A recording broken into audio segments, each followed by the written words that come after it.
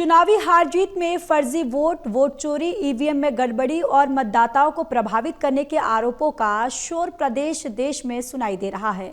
अब हरियाणा के विधानसभा चुनाव में भी कांग्रेस गड़बड़ियों की रीवेरिफिकेशन की तरफ बढ़ रही है और इस समय पंजाब और हरियाणा हाईकोर्ट में 23 विधायकों की हार जीत के खिलाफ याचिकाएं लंबित है। इनमें 4 मौजूदा मंत्री भी शामिल है।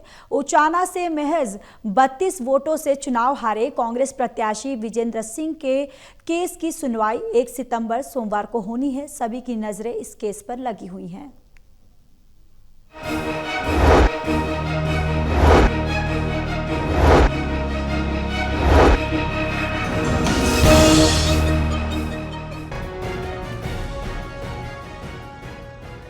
वोट चोरी, फर्जी वोट, ईवीएम और चुनाव में गड़बड़ी के आरोपों का सिलसिला प्रदेश देश में शोर मचाने के बाद हरियाणा की हवाओं में लौट आया है। यहां कांग्रेस के बड़े चौधरी भूपेंद्र हुड्डा के नेतृत्व में तो पार्टी चंडीगढ़ में विधायकों के हाथों में तख्तियां और नारे लगाकर प्रदर्शन भी कर चुकी है।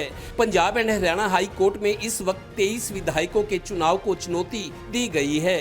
आरोपों का आधार मतदाताओं को प्रभावित करना, फर्जी वोटिंग, वोट चोरी और ईवीएम में गड़बड़ी बताया गया है। जिन 23 विधायकों के चुनाव को Punjab and Haryana high court में चुनौती दी गई है, उनमें 4 मंत्री भी शामिल हैं। पलवल से विधायक बने खेल मंत्री गौरव गौतम, फरीदाबाद से चुने गए शहरी निकाय मंत्री विपुल गोयल, अटेली के विधायक और स्वास्थ्य मंत्री आरती राव और पानीपत ग्रामीण से चुने गए विधायक शिक्षा मंत्री महिपाल ढांडा शामिल हैं। इस कानूनी लड़ाई में उलझे विधायक अब एक दूसरे पर गड़बड़ियों के आरोप लगा रहे हैं। आरोप भी ऐसा लगा कि अब की बार निर्वाचन आयोग पर आरोप लगा कि वोट चोरी की। निर्वाचन आयोग का काम है समय पर वोटों का शुद्धिकरण करना, समय पर वोटें नए लोगों की बने और समय आने पर कुछ लोगों की वोटें जो आज इस दुनिया में नहीं है या उस एड्रेस पर नहीं है उनकी कटे।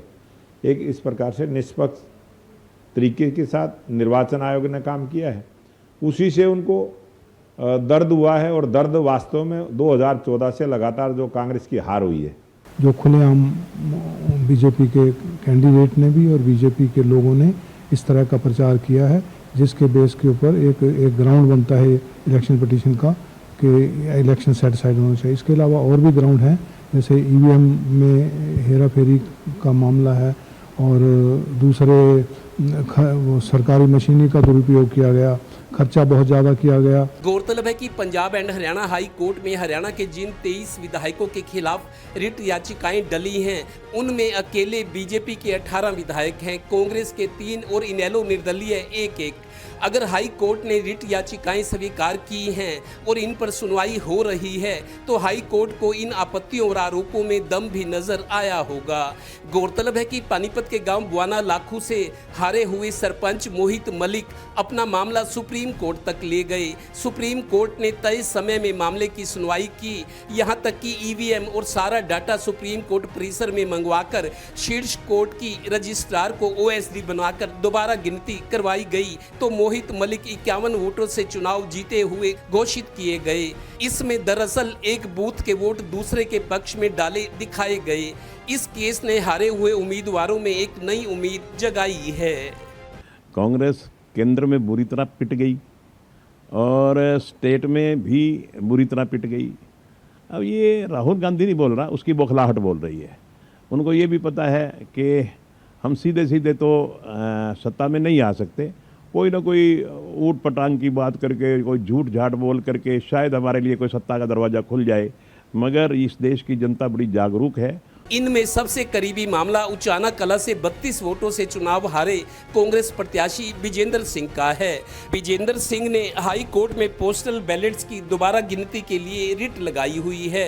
रिट में 215 वोटों की रीवेरिफिकेशन की मांग की गई है। विजेंद्र सिंह के मामले की पंजाब हरियाणा हाई कोर्ट में 1 सितंबर को सुनवाई होनी है। ये भी कि अब हाई कोर्ट भी पानीपत के हारे हुए सरपंच के वोटों की सुप्रीम कोर्ट की निगरानी में दोबारा गिनती करवाए जाने के केस को ध्यान में रखकर सुनवाई को तय समय में पूरा कर सकता है। मामले दिलचस्प हो गए हैं। Total news Panipat bureau.